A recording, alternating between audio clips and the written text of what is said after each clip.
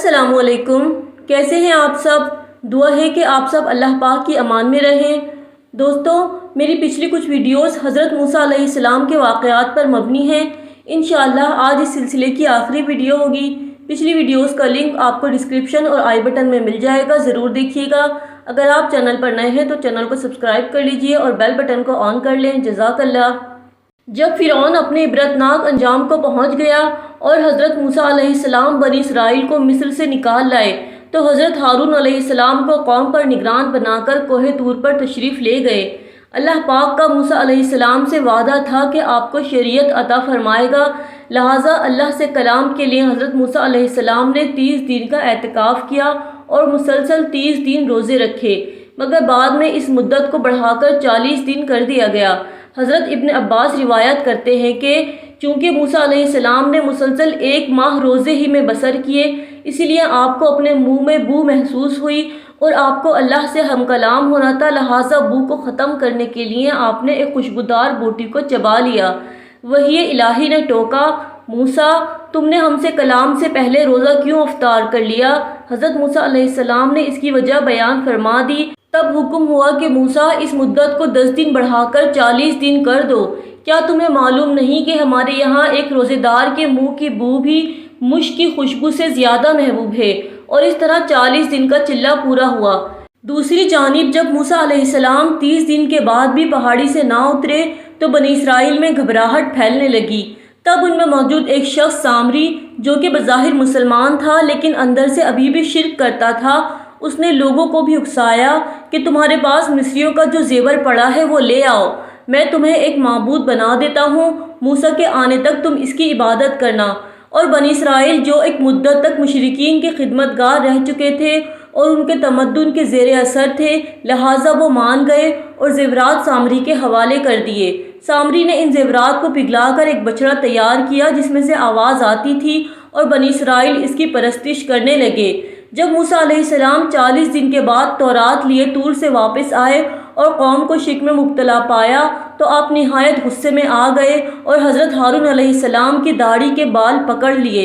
ہارون علیہ السلام نے کہا، میرے بھائی مجھ پر غصہ نہ کرو، میں نے انہیں بہت سمجھایا لیکن یہ قوم میرے قتل کے در پہ ہو گئی اور بضد رہی کہ موسیٰ علیہ السلام کے آنے تک ہم اسی بچھڑے کی عبادت کریں گے، اور اگر میں سختی کرتا تو کامل مومنین اور مشرکین میں تفرقے کا اندیشہ تھا، اسی لیے میں نے تمہارا انتظار کیا۔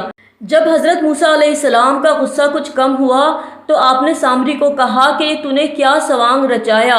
روایات میں آتا ہے کہ سامری نے کہا کہ میں نے ایسی بات دیکھی جو ان اسرائیلیوں میں سے کسی نے نہیں دیکھی، یعنی غرق فرعون کے وقت جب جبرائیل علیہ السلام گھوڑے پر سوار اسرائیلیوں اور فرعونیوں کے درمیان میں حائل تھے، میں نے دیکھا کہ ان کے گھوڑوں کی سم کی خاک میں اثر حیات پیدا ہو جاتا ہے اور خشک زمین پر سبزہ اگاتا ہے، تو میں نے جبرائیل علیہ السلام کے گھوڑے کے قدموں کی خاک سے ایک مٹھی بھر لی اور اس خاک کو اس بچھڑے میں ڈال دیا اور اس میں زندگی کے آثار پیدا ہو گئے اور یہ بھائیں بھائیں کرنے لگا۔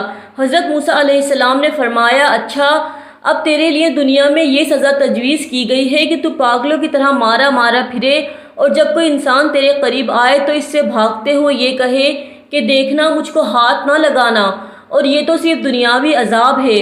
اور بنی اسرائیل سے کہا کہ اللہ پاک نے تمہاری توبہ کی صرف ایک صورت مقرر کی ہے، وہ یہ کہ مجرموں کو اپنی جان اس طرح ختم کرنا چاہیے کہ جو شخص رشتے میں جس سے زیادہ قریب ہے وہ اپنے عزیز کو اپنے ہاتھوں سے قتل کرے، یعنی باپ بیٹے کو اور بیٹا باپ کو اور بھائی بھائی کو۔ آخر بنی اسرائیل کو اس حکم کے سامنے سر تسلیم خم کرنا پڑا۔ تورات میں آتا ہے کہ اس طرح 3000 بنی اسرائیل قتل ہوئے اور بعض اسلامی روایات میں اس سے بھی زیادہ تعداد بتائی گئی ہے۔ جب نوبت یہاں تک پہنچی تو حضرت موسیٰ علیہ السلام اللہ کی بارگاہ میں سجدہ ریز ہوئے اور عرض کیا، یا اللہ اب ان پر رحم فرما اور ان کی خطاؤں کو بخش دے۔ حضرت موسیٰ علیہ السلام کی دعا قبول ہوئی اور اللہ پاک نے فرمایا کہ ہم نے قاتل و مقتول دونوں کو بخش دیا اور جو زندہ ہیں اور قصوروار ہیں ان کو بھی خطا معاف فرما دی۔ تم ان کو سمجھا دو کہ آئندہ شرک کے قریب بھی نہ جائیں۔ لیکن بنی اسرائیل کی سرکشی کا باب یہاں ہی ختم نہیں ہوتا۔ جب بنی اسرائیل کا یہ جرم معاف کر دیا گیا اور موسیٰ علیہ السلام نے ان سے فرمایا کہ اللہ پاک نے مجھے تمہاری ہدایت کے لیے تورات عطا کی ہے، اب اس پر مکمل اور ایمان کے ساتھ عمل کرنا ہے۔ تو کہنے لگے، موسیٰ، ہم کیسے یقین کریں کہ یہ خدا کی کتاب ہے؟ صرف تیرے کہنے سے تو ہم نہیں مانیں گے، ہم تو جب اس پر ایمان لائیں گے کہ خدا کو بے حجاب اپنی آنکھوں سے دیکھ لیں اور وہ ہم سے یہ کہے کہ یہ تورات میری کتاب ہے، تم اس پر ایمان لاؤ۔ موسیٰ علیہ السلام نے ان کو لاکھ سمجھایا کہ یہ سراسر بے وقوفی ہے، بھلا خدا کو آج تک کوئی دیکھ پایا ہے؟ لیکن بنی اسرائیل اپنی ضد پر قائم رہے۔ آخر کار 70 سرداروں کو چنا گیا جو موسیٰ علیہ السلام کے ساتھ طور پر گئے۔ موسیٰ علیہ السلام نے اللہ کے حضور دعا کی کہ الہی، تو بنی اسرائیل کی ضد سے واقف ہے، کیا ہی اچھا ہو اگر وہ پردہ حجاب میں سے تیرا اور میرا کلام سن پائیں۔ اللہ پاک نے ان کی یہ دعا قبول فرمائی اور بنی اسرائیل نے موسیٰ علیہ السلام اور رب العالمین کا کلام سنا، لیکن وہ سرکشی سے باز نہ آئے اور اپنی ضد پر قائم رہے کہ ہم نے خدا کو اپنی آنکھوں سے دیکھنا ہے۔ اس ضد پر اللہ پاک کی غیرت جوش میں آئی اور ایک کڑاکے دار بجلی نے ان سب کو جلا کر خاک کر ڈالا۔ لیکن موسیٰ علیہ السلام نے اللہ پاک سے دعا کی، اے خدا، اپنی رحمت سے تو ان کو معاف کر دے۔ اللہ تعالیٰ نے حضرت موسیٰ علیہ السلام کی دعا کو سنا اور ان سب کو دوبارہ حیات تازہ بخشی۔ قرآن بیان کرتا ہے، اور جب تم نے کہا، اے موسیٰ، ہم تجھ پر اس وقت تک ہرگز ایمان نہ لائیں گے جب تک خدا کو بے حجاب اپنی آنکھوں سے نہ دیکھ لیں، بس آنکھوں دیکھتے تم کو بجلی کی کڑک نے آ پکڑا، پھر ہم نے تم کو موت کے بعد زندہ کیا تاکہ تم شکر گزار رہو۔ بہرحال ان سرداروں نے واپس جا کر موسیٰ علیہ السلام کی تصدیق کی اور کہا کہ بے شک موسیٰ علیہ السلام سچے ہیں۔ ہونا تو یہ چاہیے تھا کہ بنی اسرائیل اب سر تسلیم خم کر دیتے، لیکن انہوں نے اپنی روش برقرار رکھی اور تورات کو قبول کرنے سے انکار کر دیا۔ موسیٰ علیہ السلام نے اللہ پاک سے قوم کی سرکشی کی شکایت کی تو اللہ پاک نے فرمایا کہ موسیٰ، تیرے قوم کے لیے میں تجھے ایک اور معجزہ عطا فرماتا ہوں، یعنی کوہ طور، وہ خود تیری اور اس کتاب کی تصدیق کرے گا۔